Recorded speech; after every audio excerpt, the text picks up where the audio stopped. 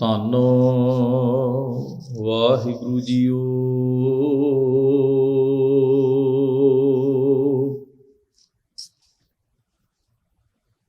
ਸ਼ਲੋਕ ਕਬੀਰ।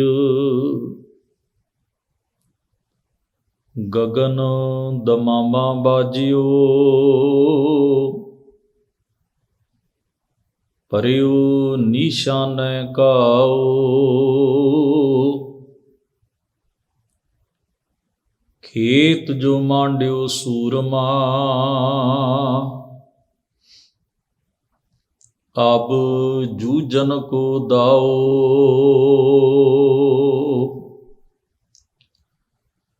ਗਗਨ ਦਮਾਮਾ ਬਾਜਿਓ, ਪਰਿਉ ਨਿਸ਼ਾਨੈ ਕਾਉ। ਖੇਤ ਜੋ ਮਾਂਡਿਓ ਸੂਰਮਾ, ਅਬ ਜੂਝਨ ਕੋ ਦਾਉ।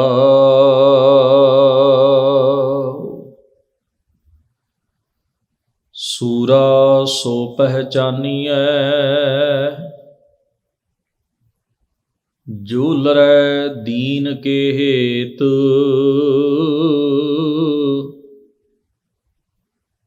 ਪੁਰਜਾ ਪੁਰਜਾ ਕਟ ਮਰੈ, ਕਬਹੂ ਨਾ ਛਾਡੈ ਖੇਤ।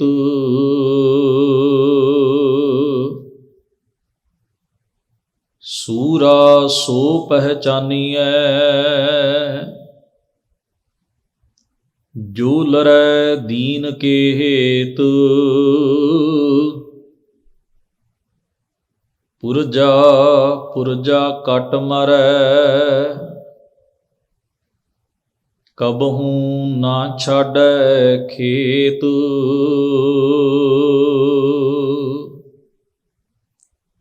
ਵਾਹਿਗੁਰੂ ਜੀ ਕਾ ਖਾਲਸਾ, ਵਾਹਿਗੁਰੂ ਜੀ ਕੀ ਫਤਿਹ। ਦੀਨ ਦੁਨੀ ਦੇ ਮਾਲਕ ਸਤਿਗੁਰੂ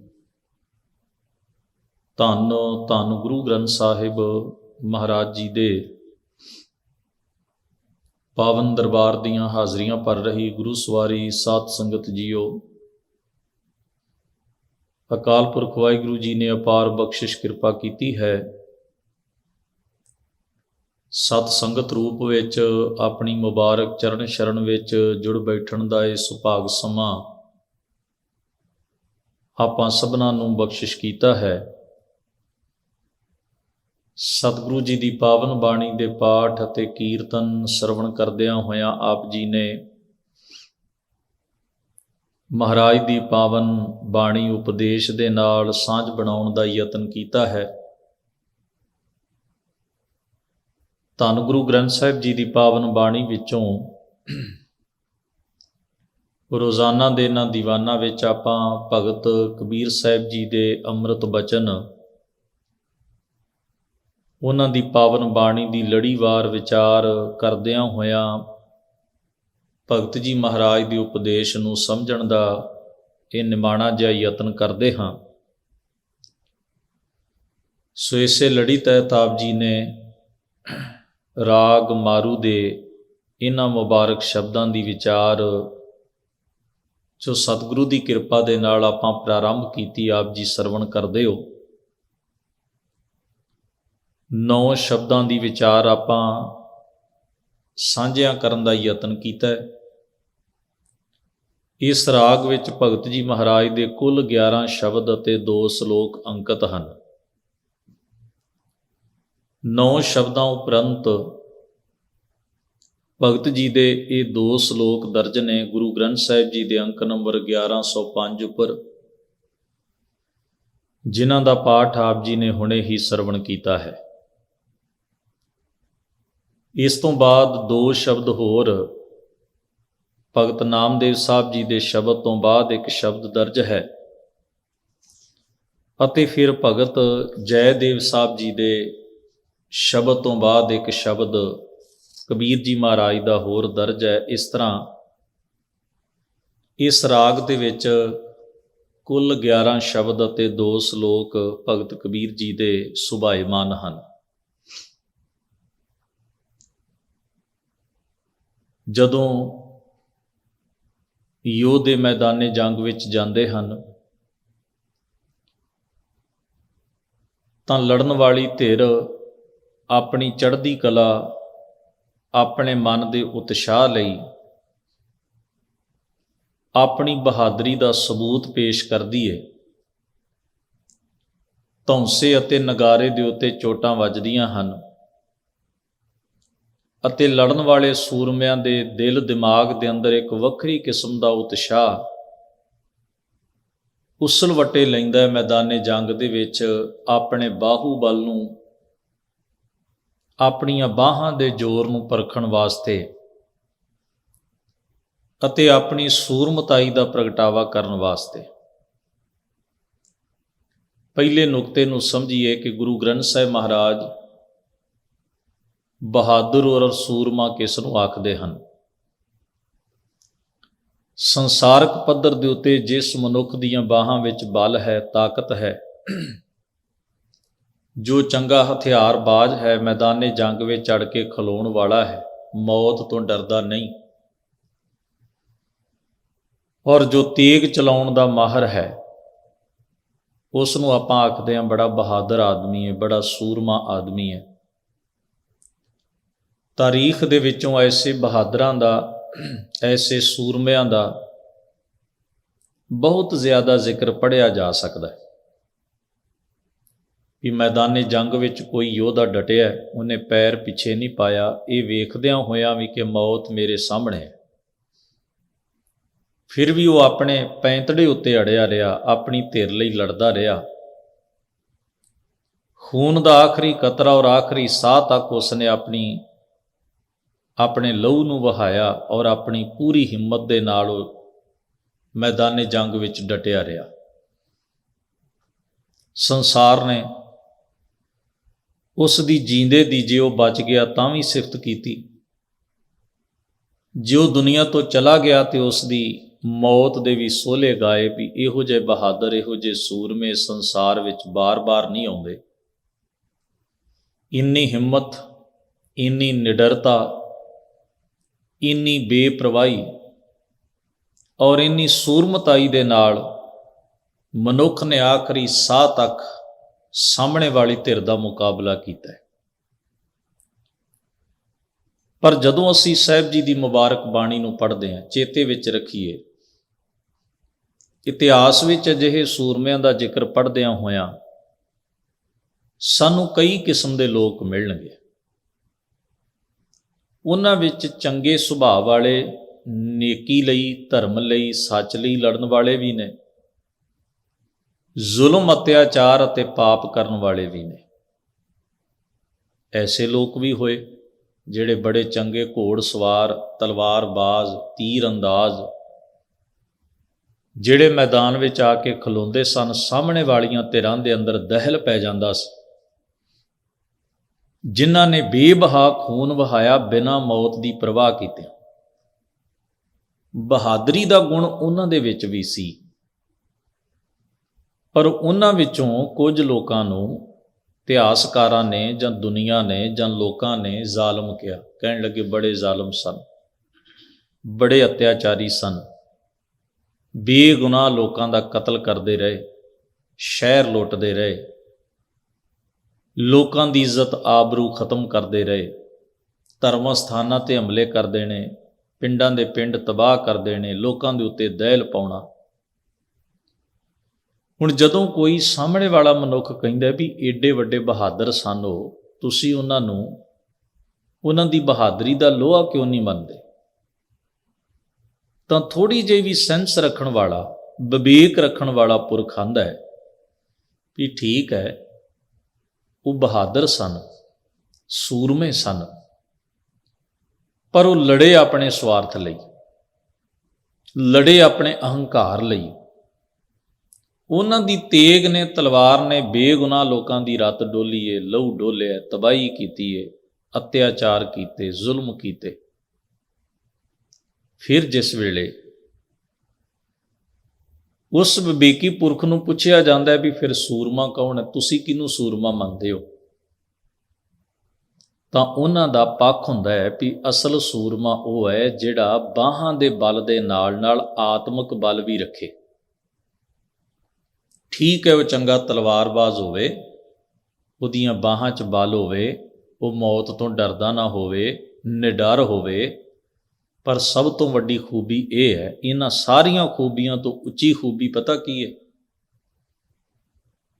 ਵੀ ਉਹ ਹਮਾਤੜ ਦਾ ਪੱਖ ਲੈਂਦਾ ਹੋਵੇ,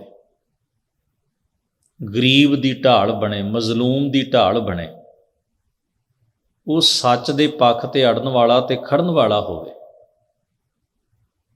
ਉਹ ਅਸੂਲ ਖਾਤਰ ਲੜੇ, ਮਨੁੱਖਤਾ ਦੇ ਫਾਇਦੇ ਤੇ ਹੱਕ ਵਾਸਤੇ ਲੜੇ।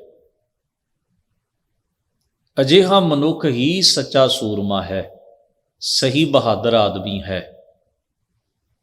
ਹੁਣ ਆਪਾਂ ਸਤਿਗੁਰੂ ਦੀ ਪਾਵਨ ਬਾਣੀ ਦੇ ਵਚਨ ਪੜ੍ਹਦੇ ਹਾਂ। ਗੁਰੂ ਅਰਜਨ ਸਾਹਿਬ ਜੀ ਦੇ ਬੋਲ ਪੜ੍ਹੀਏ। ਜਾ ਕਉ ਹਰ ਰੰਗ ਲਾਗੋ ਇਸ ਜੁਗ ਮੈਂ, ਸੋ ਕਹੀਅਤ ਹੈ ਸੂਰਾ। ਮਹਾਰਾਜ ਕਹਿੰਦੇ ਇਸ ਜੀਵਨ ਦੇ ਵਿੱਚ ਜਿਸ ਨੂੰ ਹਰੀ ਦਾ ਰੰਗ, ਰੰਗ ਦਾ ਅਰਥ ਹੈ ਪ੍ਰੇਮ, ਜਿਹੜਾ ਪਰਮੇਸ਼ਰ ਦੀ ਹਸਤੀ ਨਾਲ ਪ੍ਰੇਮ ਕਰਦਾ ਹੈ, ਜਿਹਦੀ ਸੁਰਤ ਉੱਤੇ ਪਰਮੇਸ਼ਰ ਦੇ ਪ੍ਰੇਮ ਦਾ ਪ੍ਰਭਾਵ ਹੈ, ਉਹਨੂੰ ਸੂਰਮਾ ਆਖਿਆ ਜਾਣਾ ਚਾਹੀਏ। ਉਹ ਅਸਲ ਸੂਰਮਾ ਹੈ। ਮਹਾਰਾਜ ਨੂੰ ਪੁੱਛੀਏ ਸਤਿਗੁਰੂ, ਉਸ ਦੀ ਹੋਰ ਕੀ ਨਿਸ਼ਾਨੀ ਹੈ? ਮਹਾਰਾਜ ਕਹਿੰਦੇ ਆਤਮ ਜਿਣੈ। ਆਤਮ ਦਾ ਮਤਲਬ ਹੈ ਨਿਜ ਨੂੰ।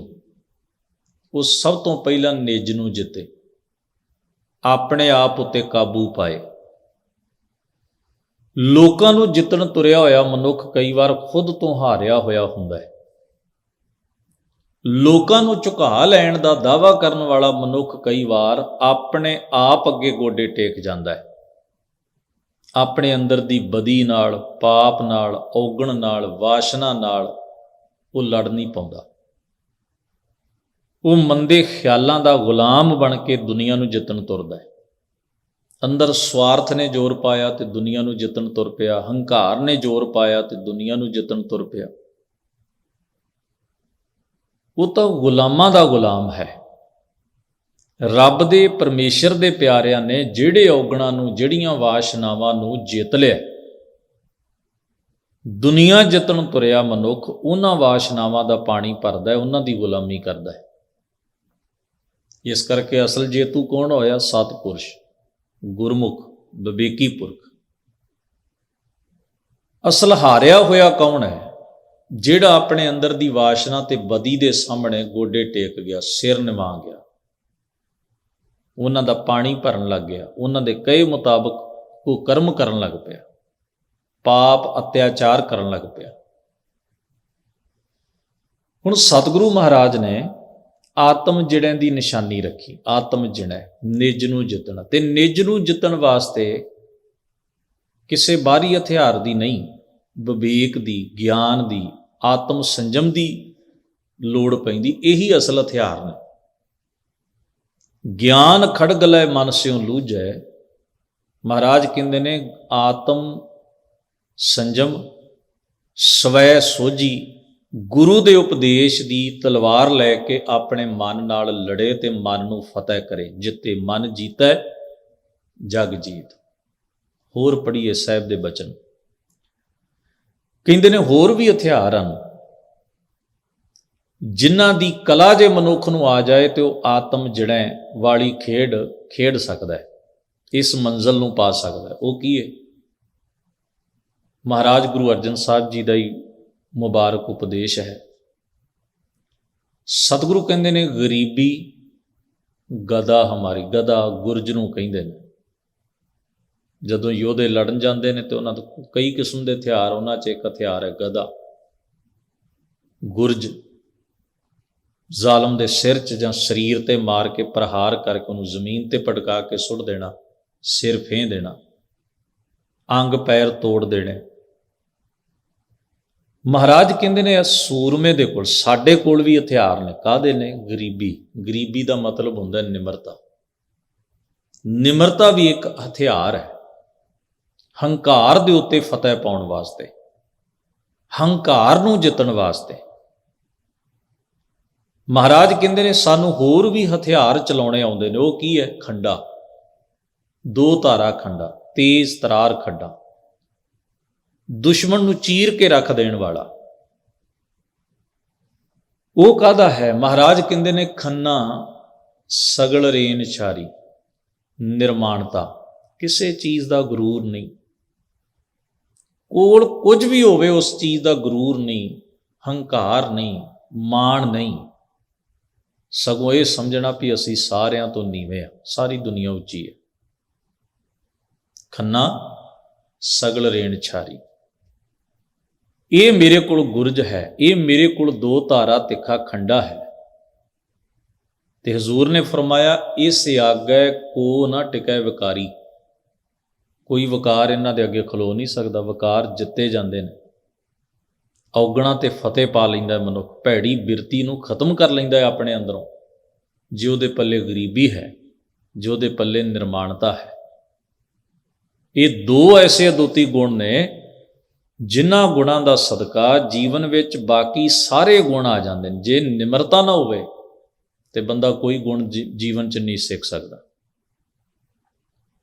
ਜੇ ਨਿਰਮਾਣਤਾ ਨਾ ਹੋਵੇ, ਜੇ ਬੰਦਾ ਜੋ ਹੈ ਉਹਦਾ ਹੀ ਗਰੂਰ ਕਰੀ ਜਾਏ ਵੀ ਮੈਂ ਪਹਿਲਾਂ ਹੀ ਠੀਕ ਹਾਂ, ਮੈਂ ਪਹਿਲਾਂ ਹੀ ਉੱਤਮ ਹਾਂ, ਪਹਿਲਾਂ ਹੀ ਉੱਚਾ ਤੇ ਸੋਚਾਂ, ਫਿਰ ਉਹਨੇ ਕੀ ਸਿੱਖਣਾ? ਫਿਰ ਉਹਨੇ ਕੀ ਗ੍ਰਹਿਣ ਕਰਨਾ? ਸਤਿਗੁਰੂ ਮਹਾਰਾਜ ਕਹਿੰਦੇ ਨੇ ਇਹ ਗੁਰਪੂਰ ਹੈ। ਇਹ ਗੱਲ ਸਾਰੀ ਸਾਨੂੰ ਸੱਚੇ ਸਤਿਗੁਰੂ ਨੇ ਇਹ ਉਪਦੇਸ਼ ਦਿੱਤਾ ਵੀ ਭਾਈ ਆਹ ਨਿਰਮਾਣਤਾ ਤੇ ਗਰੀਬੀ ਇਹੋ ਜਿਹੇ ਗੁਣ ਨੇ ਜਿਨ੍ਹਾਂ ਦੇ ਅੱਗੇ ਕੋਈ ਵਿਕਾਰ, ਕੋਈ ਆਤਮਿਕ ਕਮਜ਼ੋਰੀ, ਕੋਈ ਵਾਸ਼ਨਾ, ਕੋਈ ਭੈੜਾ ਔਗਣ ਟੇਕ ਨਹੀਂ ਸਕਦਾ। ਮਨੁੱਖ ਆਤਮ ਜਿਣੈ ਆਪੇ ਨੂੰ ਜਿੱਤ ਲੈਂਦਾ ਜੇ ਇਹੋ ਜਿਹੇ ਹਥਿਆਰ ਮਨੁੱਖ ਦੇ ਪੱਲੇ ਹੋਣ, ਇਹੋ ਜਿਹੇ ਗੁਣ ਰੂਪੀ ਹਥਿਆਰ ਹੋਣ। ਸਤਿਗੁਰੂ ਜੀ ਨੇ ਵੈਸੇ ਬਹੁਤ ਪ੍ਰਭਾਸ਼ਾਵਾਂ ਬਾਣੀ ਵਿੱਚ ਦਿੱਤੀਆਂ ਨੇ। ਹੁਣ ਸਾਹਿਬ ਜੀ ਭਗਤ ਕਬੀਰ ਜੀ ਮਹਾਰਾਜ ਦਾ ਇਹ ਵਾਕ ਆਪਾਂ ਇਹ ਦੋ ਸ਼ਲੋਕ ਪੜ੍ਹੇ ਨੇ। ਦਰਜ ਹੈ ਸ਼ਲੋਕ ਕਬੀਰ ਜੀ ਮਹਾਰਾਜ ਦੇ ਸ਼ਲੋਕ। ਪਹਿਲੇ ਸ਼ਲੋਕ ਵਿੱਚ ਕਹਿੰਦੇ ਨੇ ਗਗਨ ਦਮਾਮਾ ਬਾਜਿਓ, ਜਿਵੇਂ ਨਗਾਰੇ ਤੇ ਚੋਟ ਵੱਜਦੀ ਤੇ ਉਹਦੀ ਆਵਾਜ਼ ਦੂਰ ਤੱਕ ਫੈਲਦੀ ਹੈ ਸਪੇਸ ਵਿੱਚ। ਸਪੇਸ ਨੂੰ ਆਪਾਂ ਗਗਨ ਹੀ ਕਹਿੰਦੇ ਹਾਂ, ਖਲਾ ਨੂੰ। ਕਹਿੰਦੇ ਜਦੋਂ ਦਮਾਮਾ ਵੱਜਦਾ ਹੈ, ਧੌਂਸਾ ਵੱਜਦਾ ਹੈ, ਨਗਾਰੇ ਤੇ ਚੋਟ ਪੈਂਦੀ ਹੈ, ਤਾਂ ਉਹਦੀ ਧੁਨ ਜਿਹੜੀ ਹੈ ਉਹ ਚਾਰ ਸ਼ਫੇਰੇ ਖਲਾ ਵਿੱਚ ਫੈਲ ਜਾਂਦੀ ਹੈ, ਦੂਰ ਦੂਰ ਤੱਕ ਸੁਣਾਈ ਦਿੰਦੀ ਹੈ। ਪਰ ਨਗਾਰਾ ਆਵਾਜ਼ ਕਦੋਂ ਕਰਦਾ? ਜਦੋਂ ਸਹੀ ਚੋਟ ਉਹਦੇ ਉੱਤੇ ਪੈਂਦੀ ਹੈ। ਕਿ ਨਗਾਰੇ ਦੇ ਉੱਤੇ, ਪੁੜੇ ਉੱਤੇ ਜਦੋਂ ਚੋਟ ਪਈ, ਨਗਾਰਚੀ ਨੇ ਉਹਨੂੰ ਵਜਾਇਆ, ਉਹਦੀ ਆਵਾਜ਼ ਖਲਾ ਵਿੱਚ ਦੂਰ ਤੱਕ ਸੁਣਾਈ ਦਿੱਤੀ। ਇੱਕ ਬੜੀ ਉਤਸ਼ਾਹ ਭਰੀ ਆਵਾਜ਼, ਸੂਰਮਤਾਈ ਨਾਲ ਭਰੀ ਹੋਈ ਆਵਾਜ਼। ਇਸ ਕਥਨ ਦਾ ਅਧਿਆਤਮਕ ਭਾਵ ਇਹ ਹੈ ਵੀ ਸਾਡੀ ਸੁਰਤ ਜਿਹੜੀ ਹੈ ਨਾ, ਸੁਰਤ ਉੱਤੇ ਜਦੋਂ ਸ਼ਬਦ ਦੀ ਚੋਟ ਪੈਂਦੀ ਹੈ, ਵੀ ਸੁਰਤ ਨੂੰ ਸਮਝੋ ਦਮਾਮਾ ਹੈ। ਹੁਣ ਸਾਜ਼ ਉਹਨਾਂ ਚਿਰ ਨਹੀਂ ਵੱਜਦਾ ਜਿੰਨਾ ਚਿਰ ਉਹਨੂੰ ਛੇੜਿਆ ਨਾ ਜਾਏ, ਉਹਦੀ ਤਾਰ ਨੂੰ ਨਾ ਕੋਈ ਛੇੜੇ, ਉਹਦੇ ਤਾਲ ਨੂੰ ਨਾ ਕੋਈ ਛੇੜੇ, ਉਹਦੇ ਤੇ ਚੋਟ ਨਾ ਲਾਏ। ਸੁਰਤ ਨਗਾਰੇ ਦੀ ਨਿਆਈ ਹੈ, ਦਮਾਮੇ ਦੀ ਨਿਆਈ ਹੈ, ਧੌਂਸੇ ਦੀ ਨਿਆਈ ਹੈ। ਇਹਦੇ ਉੱਤੇ ਸ਼ਬਦ ਨੇ ਚੋਟ ਮਾਰਨੀ, ਫਿਰ ਸਾਡੇ ਅੰਦਰੋਂ ਇੱਕ ਧੁਨ ਪੈਦਾ ਹੋਣੀ ਹੈ, ਉਤਸ਼ਾਹ ਦੀ, ਚੜ੍ਹਦੀ ਕਲਾ ਦੀ, ਆਤਮਿਕ ਜੀਵਨ ਦੀ ਰੌਂ ਫੁੱਟਣੀ। ਜਾਨੀ ਸੁਰਤ ਦੇ ਉੱਤੇ ਜਦੋਂ ਸ਼ਬਦ ਦੀ ਚੋਟ ਪਵੇਗੀ ਤੇ ਸਾਡਾ ਸਾਰਾ ਜੀਵਨ ਹੀ ਆਤਮਿਕ ਉਮਾ ਤੇ ਉਤਸ਼ਾਹ ਦੇ ਨਾਲ ਭਰ ਜਾਏਗਾ। ਜਿਵੇਂ ਨਗਾਰੇ ਤੇ ਚੋਟ ਪੈਣ ਦੇ ਨਾਲ ਉਹਦੀ ਧੁਨ ਦੂਰ ਦੂਰ ਤੱਕ ਸੁਣਦੀ ਹੈ ਤੇ ਸੂਰਮਿਆਂ ਦੇ ਅੰਦਰ ਇੱਕ ਵੱਖਰਾ ਹੁਲਾਸ ਪੈਦਾ ਹੋ ਜਾਂਦਾ।